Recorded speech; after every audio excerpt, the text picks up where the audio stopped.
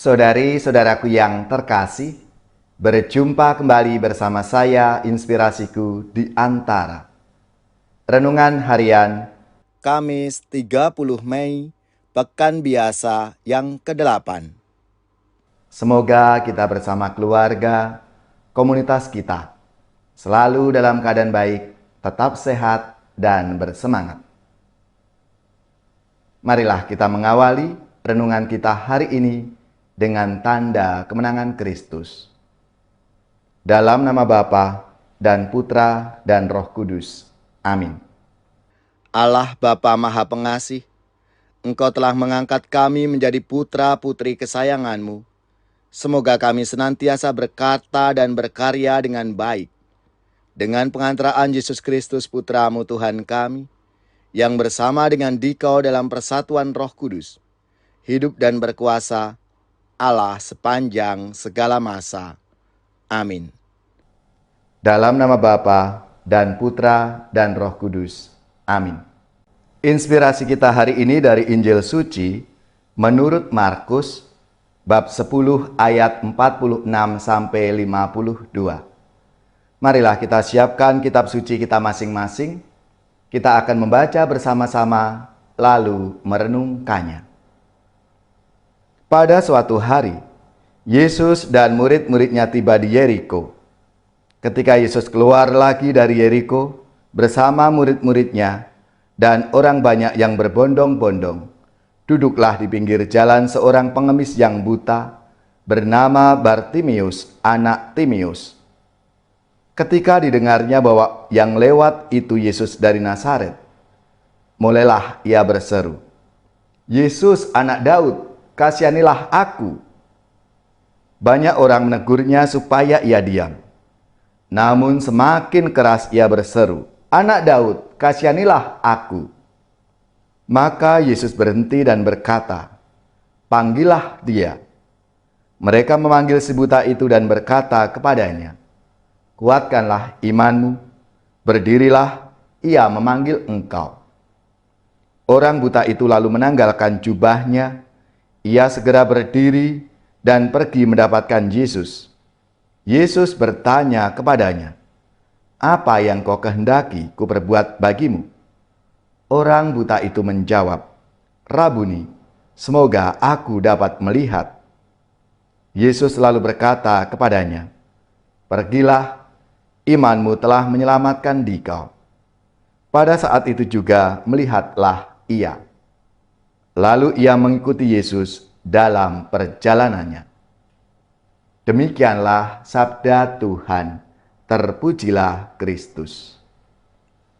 Dalam sabda Tuhan hari ini, kisah penyembuhan Bartimius merefleksikan beberapa hal penting bagi kita. Yang pertama, kita diajak untuk menyadari bahwa Allah itu maha baik. Kebaikan Allah nampak melalui kepekaan Yesus untuk membaca kebutuhan umat manusia, terutama mereka yang menderita dan sakit. Kebaikan Allah itu kemudian dikonkretkan lewat tindakan Yesus untuk menyembuhkan Bartimius, orang yang buta itu. Lalu yang kedua, iman yang aktif. Tokoh Bartimius digambarkan sebagai pribadi yang buta.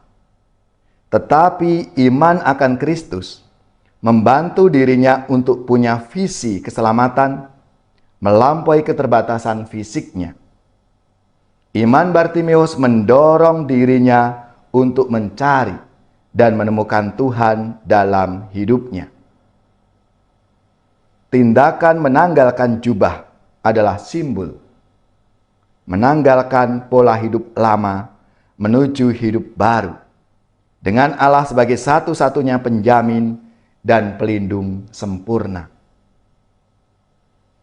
Saudari-saudaraku yang terkasih, kisah Bartimius mengajarkan kita semua umat beriman untuk senantiasa datang kepada Tuhan di tengah berbagai macam persoalan dan krisis hidup. Sebab di sana kita akan mendapatkan kepastian hidup. Maka marilah saudari-saudaraku yang terkasih, kita diajak untuk mohon kepada Tuhan agar mata kita dibukanya, sehingga kita bisa melihat benih-benih kebenaran dalam diri mereka, dalam diri kasih Allah kepada sesama kita, dalam hidup kita. Tuhan Yesus, Engkaulah kebenaran sejati. Bukalah mata hati kami, agar dapat melihat rahmat dan kasih-Mu dalam hidup kami.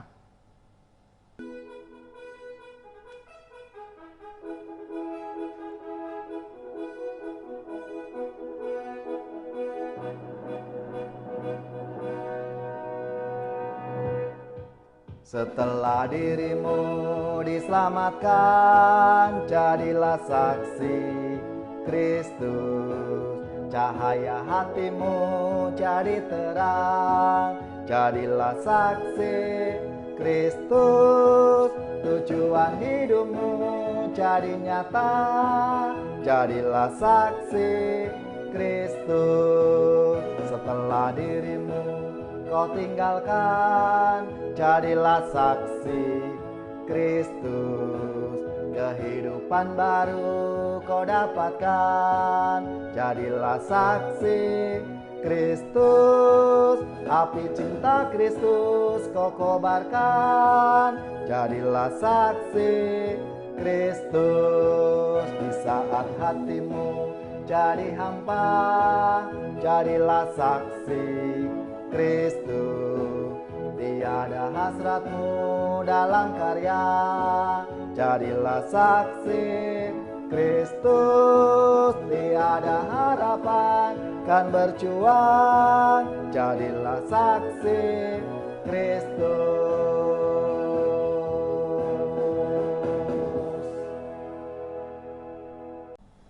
Saudari-saudaraku yang terkasih, marilah kita mengakhiri renungan kita hari ini dengan mohon berkat Tuhan, dan kita akan menerima tugas berutusan.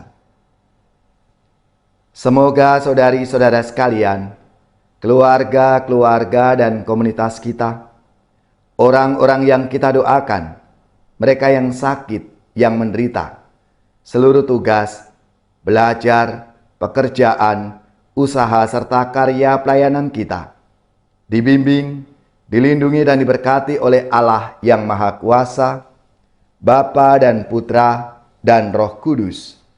Amin.